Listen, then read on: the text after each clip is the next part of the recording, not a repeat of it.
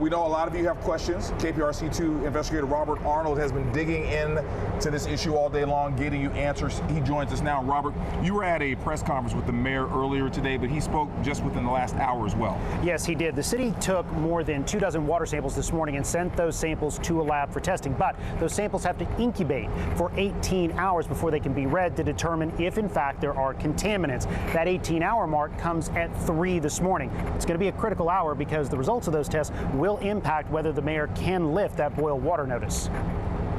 Things remain as they are right now. The all clear until about 3 a.m. in the morning. We remain hopeful that the state may give a signal prior to that time, but we simply don't know, because generally the incubation period lasts for about 18 hours. But I would say we've done everything on our part, so it's pretty much a wait and see. Beyond the immediate, the city is also going to have to rethink its redundant power systems at water treatment facilities like this, because it was a redundant power system that also failed. I can understand people being angry, but what I can say to people is that this was a situation that was not being overlooked. Mayor Sylvester Turner says a bad cell inside the main transformer at the East Water Purification Facility caused the problem. That faulty city-owned piece of equipment took out both the main transformer and backup transformer. Without power, water pressure dropped to critical levels. Strong pressure is needed to make sure contaminants don't creep into the system.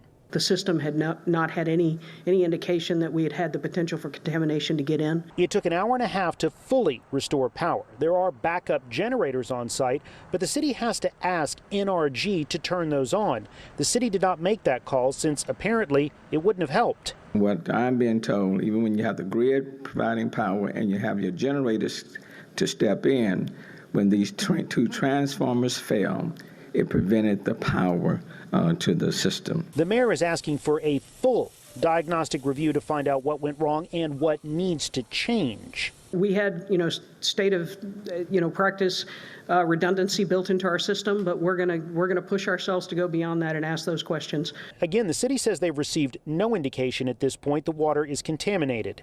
Rice University engineering professor Pedro Alvarez, who is an expert on water treatment systems, also believes the risk is minimal since water pressure never reached zero and only dipped below critical thresholds for a short amount of time. Usually it takes a few hours of the power down to cause significant infiltration of stagnant rainwater, for example, or groundwater that hasn't been disinfected.